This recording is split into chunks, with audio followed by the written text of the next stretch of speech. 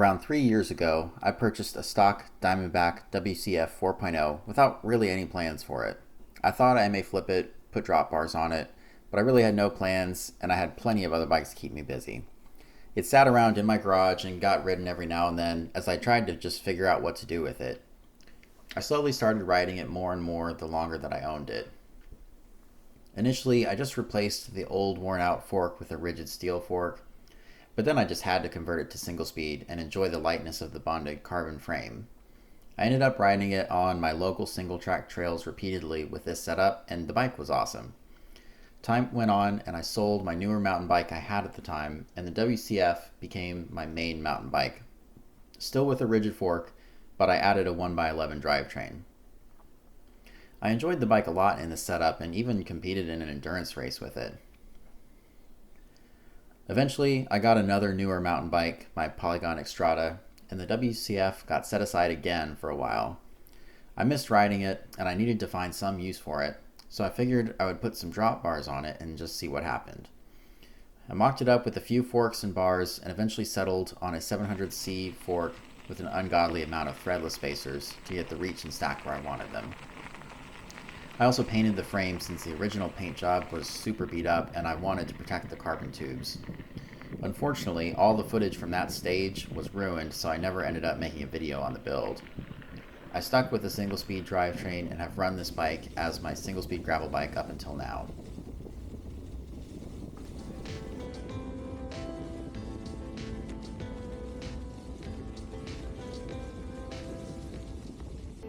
So I've ridden this bike for a couple years now with the current setup. I think it handles great, it fits really well. I know the steerer tube looks a little goofy, but that's unfortunately what you kind of have to do on these old 90s mountain bikes in order to get the fit to be correct with drop bars, because the top tube is long and the stack is low. So to combat that, you have to go a frame size smaller usually. This is an 18-inch frame. I usually, in these vintage mountain bikes, I like around a 20-inch, 19 to 20-inch frame. So I went a couple sizes down. If y'all can hear that, those are our little baby chicks. So I went a couple frame sizes down, and that makes the top tube length manageable. So to combat that, you've got to go with a taller stem and a taller steerer tube and a shorter stem. And I know it looks goofy, but the fit is really good, and it rivals my purpose-built gravel bikes. So I really love the way this thing rides, but I do think that there's something we can do about this fork and this steerer tube, and I'll show you what that is.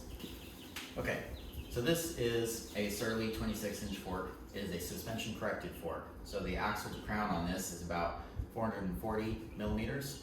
The axle to crown on this is only 400 millimeters, so 40 centimeters. So this is 4 centimeters taller than the axle to crown. Putting this fork on there should jack up the front end by about 40 millimeters. We'll be able to reduce the amount of spacers on the steer tube here, and then maybe use like a short riser stem to get a little bit extra height. But I think this will help the look of the bike. We'll see, but I'm gonna go put that on now.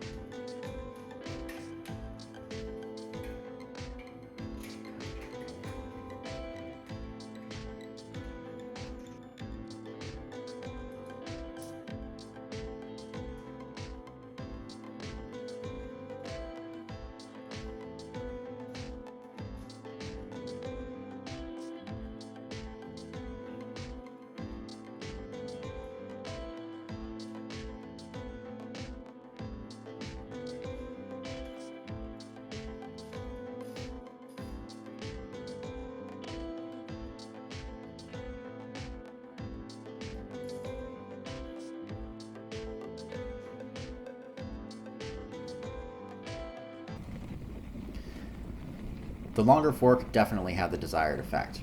I was able to reduce the stack of spacers and make the bike just a little less funky looking. After getting everything adjusted and taking it out for a first ride though, the drop bars were leaving a little to be desired in the handling and comfort departments.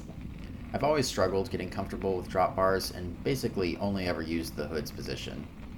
Plus, with the longer fork, the Diamondback just felt like it wanted to get rowdy with a wider handlebar. So I ended up ordering a Velo Orange Sen bar. I was interested in the crazy bars, but they were double the price, and I figured the Sen bars would be a good test to see if I liked swept flat bars at all.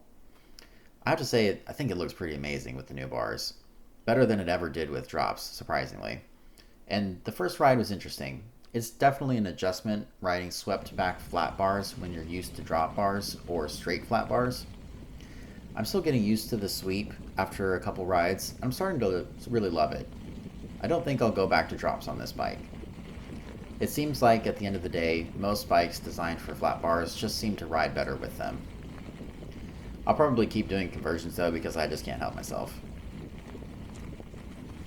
I am loving the new setup on this bike, and I'm pretty stoked that I kept it and have been riding it consistently these past few years. I hope you guys enjoyed this little storytime video. If you did, please like and subscribe for more.